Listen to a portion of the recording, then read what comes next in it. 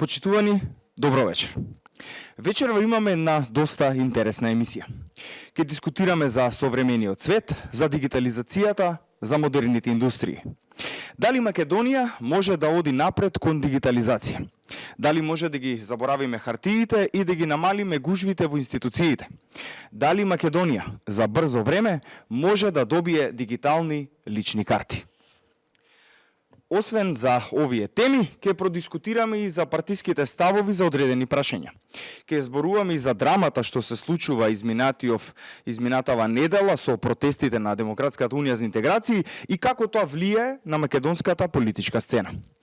Исто така, доказ за тоа што ВМРО ДПМН го зборуваше сите овие 7 години, дека во Македонија има власт која што е криминална и корумпирана, се докажа со оставањето на вице-премиерот на тогашната влада на СДС и ДУИ, Артан Груби, на црната листа на Соединетите Американски држави. Одговори на овие прашања и ставови вечерва ќе побараме од министерот за дигитална трансформација, господинот Стефан Андоновски. Министер, добро вечер, добро дојдовте. Добро вечер, благодарам за поканата ти.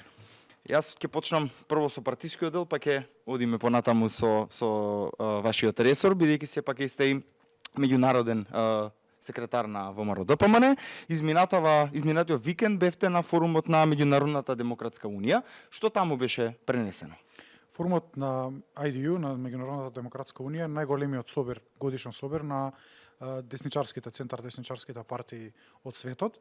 Во него учествуваат од Европа сите партии кои што се членки на ИПП и сите партии кои што се членки на ECR, но тука се и Британската конзервативна партија, Републиканската партија од Соединетите Американски држави. Можам да кажам дека е исклучително важен настан, затоа што е прв настан по изборот на Доналд Трамп за нов председател на Соединетите Американски држави. Присутни на настанот беа и председателот на Републиканската партија, но и новоназначениот национален советник за национална безбедност на председателот на САД, Майк Волц, со кој што зборуваше за идните преусмерување на политиките на десницата и паралелата помеѓу Европа и Соединетите Американски држави, особено во поглед на десничарските партии. Знаеме за превирањата во минатото, но сега некако се отварат нови перспективи. Има потенцијал десницата за уште победи. Променета е целосно сликата во Германија, се менува сликата дури и во Велика Британија, така што има потенцијал за еден драматична промена на односите и многу е важно што ВМРО ДПМН е членка која што учествува на ниво на сите останати политички партии од светот и која што е поканата на овие најголеми политички настани, на кои што имавме можност да оствариме и билатерални и мултилатерални средби и учества и мислам дека постигнавме одличен резултат со присуството таму. Дали има некоја промена сега со доаѓањето на новата влада? Дали се чувствува она поинаков начин, поинаков пристап, подржавнички за разлика од порано? Дали го чувствуваат тоа? Ние секогаш сме имале можност да ги аргументираме нашите ставови на овие форуми и било секогаш прашањето да, вие го кажувате сето ова, но владата зборува нешто друго. Сега кога ВМРО ДПМН ја предводи владата, зашто добивме честитки од сите поголеми и позначени партнери, јас зборував и на извршниот комитет на IDU последниот ден од настанот. Честитките се огромни затоа што и победата покажа токму тоа што сме го зборувале сите овие години, затоа што јас сум бил присутен на 3-4 вакви форуми последните 4 години и тогаш било прашањето вашата влада зборува, односно тезата вашата влада зборува нешто друго, а сега веќе со унисон глас кажуваме кои се ставуваите и на нив им станува јасно зошто во Македонија се случи таква драматична промена на политичката сцена, затоа што ВМРО ДПМН вистински ги представуваше граѓаните и на тој начин тие политики победија на изборите, така што постои едно разбирање за нашите ставови и во таа насока, без да навлегувам во надлежностите на останатите министерства, навистина како партија покажуваме дека сме дел и респектабилен член на новите светски форуми и мислам дека овој тип на поддршка кој што го градиме од политичкиот аспект ќе се префрли секако и на институциите.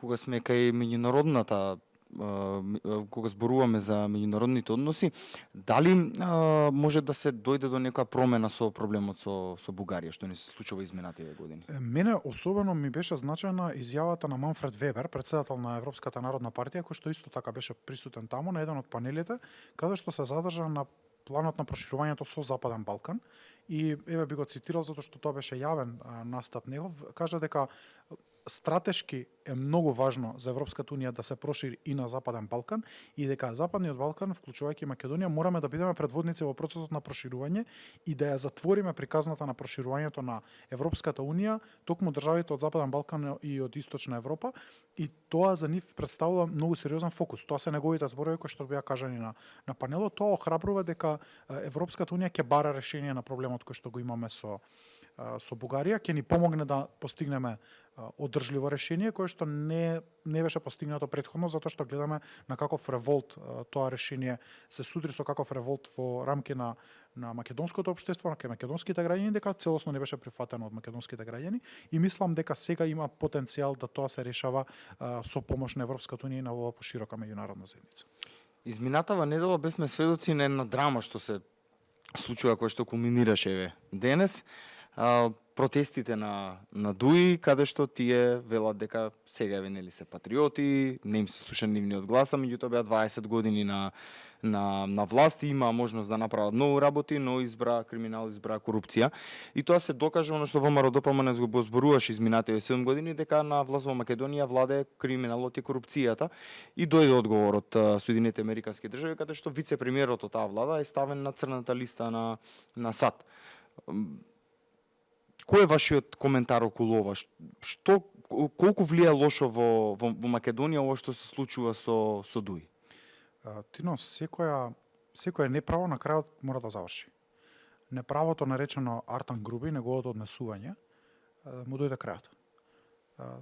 Тоа брутално однесување кон вработените, кон останатите институции, однесувањето шерифско во рамки на самата институција. Еве ќе дадам еден пример за зградата во која што се наоѓаше политички системи, односно и заедница, односно Артан Груби. Целата зграда беше така димензионирана и е така димензионирана да му одговара само на него. Тој беше сместен самиот тој, неговиот кабинет, на цел еден спрат. Останатите му одговара на него. Беа сместени институции во самата зграда кои што неприродно припаѓаат на тоа министерство, туку на други министерства, како што е Министерство за правда или Асамбл за песни и ора, кои што тој ги контролираше, за да покаже дека тој е во контрола. И ако сакате да се држиме до законот за употреба на јазиците, во таа зграда не се употребуваше скоро воопшто македонскиот јазик. Секаде најголемите знаци, ако ги погледнете табли во самата зграда, ќе видите дека се напишани прво на албански јазик, а само некаде се напишани и на македонски јазик, што значи во централна владина институција македонскиот јазик беше второстепен јазик. Тоа е начинот на кој што ДУИ ја поима власта. Со ова што се случи да се стави Артан Груби на американската црна листа на санкции на Стейт Департментот, каде што имав средба јас минатата недела, американската администрација јасно покажува дека може да разграничи право од неправо. Задача на нашите институции сега исто тоа го направат. И мене ме радува денешната објава на јавното обвинителство дека и тоа отворило постапка кон лицата кои што се наведени во американската листа на санкции и очекувам резултати по таа отворена постапка, затоа што со зборовите на американската амбасадорка, ако тие можеле да најдат документи, сигурно тие документи се достапни за македонските институции. Но неправото не може да роди право. Неправото не може да роди правда. И затоа тоа еднаш ќе заврши. Секогаш кога се однесувате спротивно на законот, во моментот сте моќен, покажувате какви скапа облека купувате, што можете се да си дозволите, како изгледаат вашите канцеларии прескапо, додека вашите вработени седат во прокиснати и мувлосани канцеларии, колку вашите институции се моќни, доминантни врз останатите институции, и тоа доведе да СДСМ денеска е скоро трета партија во државата. Тоа ја уништи владата на СДСМ. Но тоа право не може да зафати корен. И еве гледаме како после 20 години ДУИ завршува во опозиција. Уште малку со ваквото однесување како што се однесуваат околу судот, со непочитувањето на судиите кои што тие ги предложија избра, ние ќе сведочиме ситуација во која што и ДУИ ќе стане маргинална партија. Затоа што ниту албанците не сакаат таков деструктизам. Вие гледате ако не е присутен Али Ахмети и неговата најблиска клика на овие така наречени протести во тој скап шатор со тие скапи подкасти кои што се организираат на лице место, вие немате ниту еден член на ДУИ, ниту еден граѓанин не ги посетува тие протести. Што значи дека граѓаните воопшто него не забележуваат револтот на ДУИ, затоа што е револт на неправото, не е револт на правото. Тие не протестираат против лоши закони, тие протестираат да нивното беззаконие биде озаконето. На тоа му доаѓа крај. И дури и судиите кои што тие ги избрале се охрабруваат да коментираат, да аргументираат во рамки на Уставниот суд дека треба да се најдат елементи на тој закон и дека постојат елементи на тој закон кои што се воопшто против уставни, што го кажува и Венецијанската комисија. Така што сумирам на ова прашање, мислам дека дуи полека оди кон елиминација и маргинализација од политичката сцена, затоа што тие политички криминалци едноставно им го видовме вистинското лице со отварањето на неколку случаи, со отварањето на случајот од американската администрација, но и мислам дека со понатамошното постапување на институциите многу добро ќе се разобличи начинот на кој што владеело дуи сите овие години. Сега сакам да ја промениме темата. На поведни теми. Да одиме на тоа што вие сте министер, вие сте и најмладиот министер во оваа влада, во ново формираното Министерство за дигитална трансформација. Видовме некои, да речеме, проблеми што се случуваат со интернет просторот, со сајбер закани, имаше и на одредени социјални мрежи некои трендови што видовме како завршија изминатиот период. Има ли Министерството некој начин како да ги заштити младите од овие закани во интернет просторот? Само што денеска доаѓам од еден тренинг кој што го државме за бројни институции, представници на институции во Војната академија, каде што тренираат на еден вид сајбер напади кон институциите.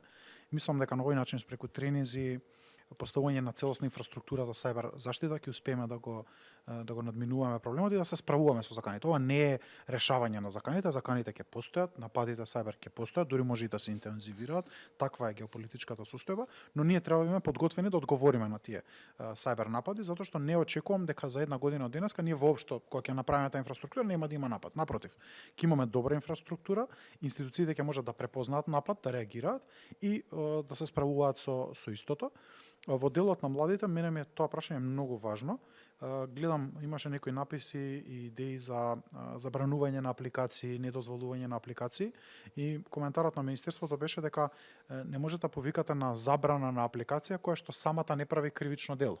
Ако имате кривично дело на интернет просторот, да, со тоа треба да се справуваме како институции. Но прв заштитен механизам за младите на интернет, особено за малолетниците, мора да бидат нивните родители.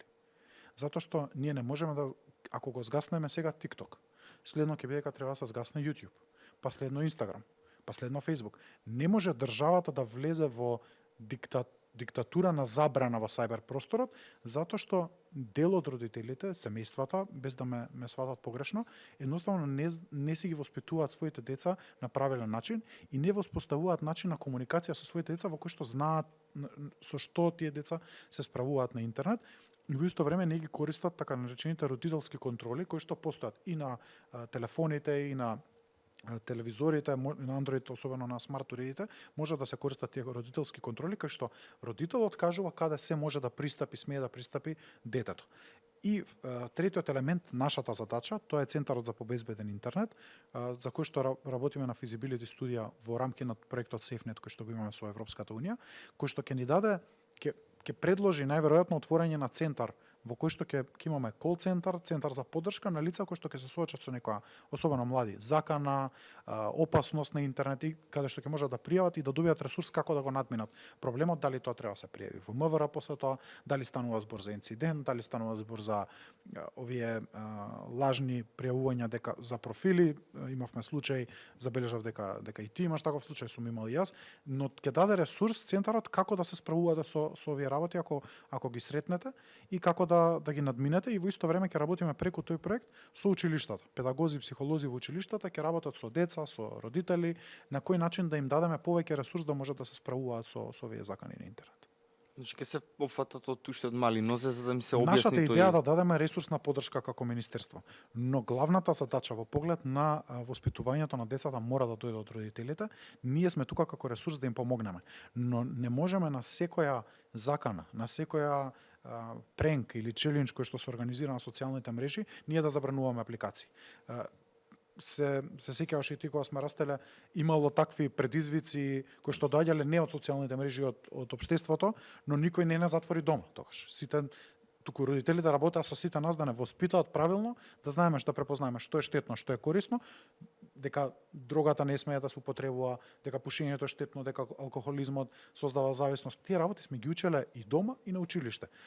Сега само е додадена алатката социјални мрежи, да овие работи се подоставни. Ние треба да ги заштитиме децата преку воспитување, а ресурсните центри како Центарот за безбеден интернет ќе дадат поддршка на тој процес. Министер, сакам да поставам едно многу, за мене барем интересно прашање, се надевам и за гледачите. Што значи тоа дигитална трансформација? Бидејќи тоа мислам дека ве гледав на исто еден сличен подкаст, го поделивте во 3 дела, ако се сеќавам добро. Дали може да објасниме што значи дигитална трансформација за Македонија? Трансформација во принцип значи промена на размислувањето. И ако зборуваме за дигитална трансформација, тоа е користење на дигитализацијата во промената на нашето однесување. Што мислам со тоа? Два различни поиме се дигитизација, се користи во англискиот јазик, и дигитализација. Дигитизација е она што го имате на хартија да го пренесете во електронска форма. И тоа е технички многу лесно изводливо. Но дигитализација или дигитална трансформација е целосно реобмислување на процесите. Што значи тоа? Дека од вас по закон и по правилник веќе нема да се бара да донесете фотокопија од лична карта. Тоа не е технички процес. Ние можеме да дигитализираме и личната карта, и документите, и начинот на аплицирање. Но ако се уште во законот ви стои дека од вас институцијата бара фотокопија од лична карта, вие пак морате да донесете, затоа што законот е таков. Дигиталната трансформација значи промена и на правилниците, и на начинот на однесување на институциите, дека институцијата е таа која што ги бара податоците, доказите, документите за вас, а не го правите тоа вие. А потоа вториот степен е многу полесен, а тоа е техничкиот, да го изведеме тоа технички, да им ја дадеме алатката која што им треба на институциите. Кај нас малку процесот ревезно се поставил, сме ги дале алатките, порталот за услуги постои веќе 4 години, услуги Gov.mk, секоја прилика ја користам да го спомнам за луѓето да го користат повеќе, но тој портал не давал услуги кои што граѓаните најмногу ги користат. Давал некакви услуги кои што има 10-15 користења годишно. И во исто време не ги менувале законите, предходната владите предходно, не ги менувале законите за да го олеснат пристапот до овие електронски услуги. Секогаш се барало уште една потврда, печатерена копија, заверена копија на нотар, носење на фотокопија документ, носење на увид на документи, сето тоа беспотребно затоа што вие ги имате веќе дигиталните алатки на располагање. Сега водиме два паралелни процеси, напорни се, но мислам дека ќе дадат резултати, технички да овозможиме што полесно да им биде на институциите да пристапат до овие алатки кои што им стојат на располагање, како да комуницираат меѓу себе институциите, ги учиме, како да ги искористат алатките кои што ни се на располагање и во исто време политичка волја, за која што морам да кажам дека премиерот е предводник, за трансформација на начинот на размислувањето, на начинот на работењето внатре, на промената на законите внатре.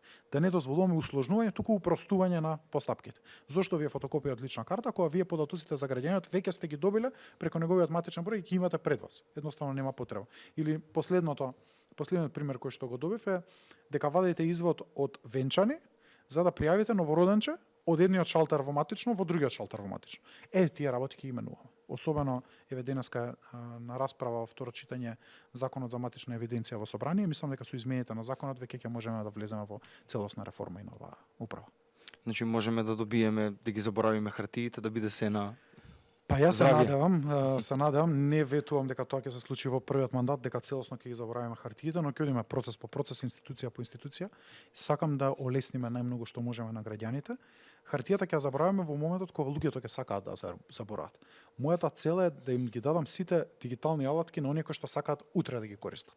А луѓето кои што сакаат да имаат на хартија податок, документ, тоа да им го овозможиме, да не им го забраниме. Има држави кои што го пречекорија системот на хартија, отидоа на дигитализација, целосна дигитализација, но за жал после некој време мора да се вратат назад. Тоа јас не сакам да го направиме. Ние имаме граѓани кои што не сакаат да користат дигитални алатки, не знаат, не сакаат ни да научат, немаат опрема можеби дома и мислам дека на тие не треба да ги обврземе да мораат да користат, туку да им олесниме најлесно можно да стасаат до потребната услуга. За едно од последните прашања би сакал да ве прашам дали ќе добиеме дигитални лични карти, возачки дозволи и пасоши.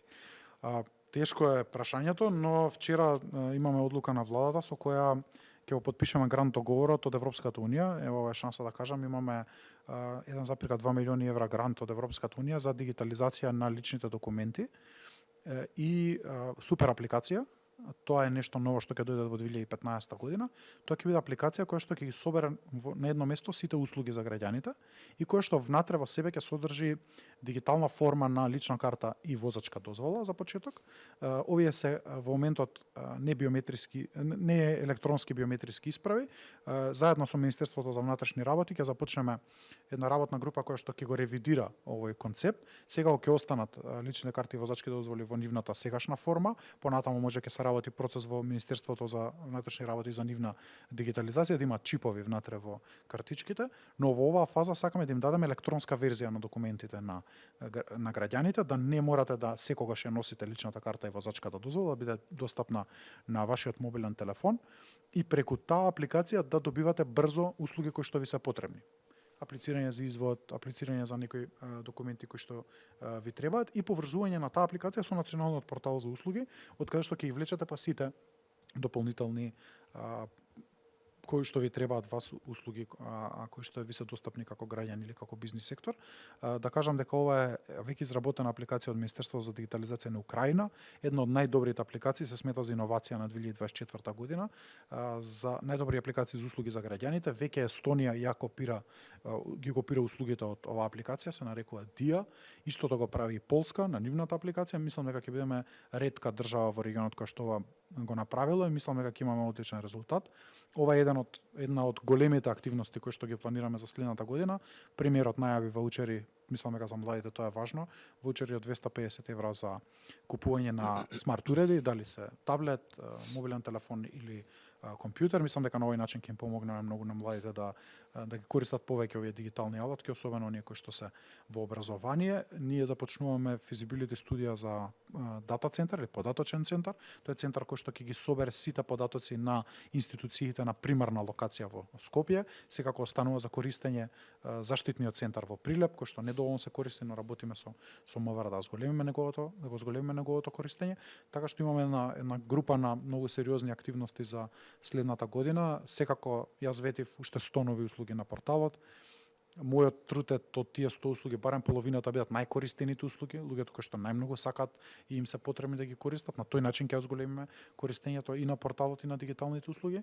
Го менуваме законот за користење документи. Ако испечатите документ од порталот, ќе биде еднакво валиден како документ кој што е со печат, што значи дека QR кодот кој што го има самиот документ ќе биде знакот за валидност на документите, така што ќе имаме едно изедначување на електронските документи и на печатените документи. Работиме на уште голем број други проекти, ама се надам ќе ме викнеш следната година на почеток, па ќе продискутираме за тековните активности. Толку збореви со претходните гости, викат наредната година викнене на отчет.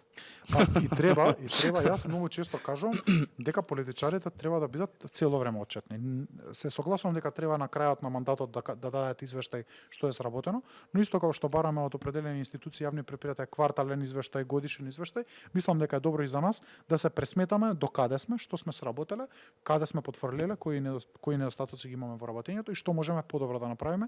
И јас сум затоа подготвен и со тебе во ваков формат, но и во друг формат да одговараме за граѓаните што сме направиле. Сепак тие не гласаат, ние одиме на избори за да не изберат и нив им должиме отчетност за тоа што сме го работеле. Министер, ви благодарам. Благодарам многу на можноста. Почитувани гледачи, ви благодарам за вашето внимание. Се надевам бевме интересни. Начнавме на многу важна тема, а тоа е дигиталната трансформација во Македонија. А до вас имам еден голем поздрав и се гледаме веќе во недела во 20 часот на Facebook, YouTube и Instagram каналот на ВМРО ДПМН. До тогаш поздрав и секое добро.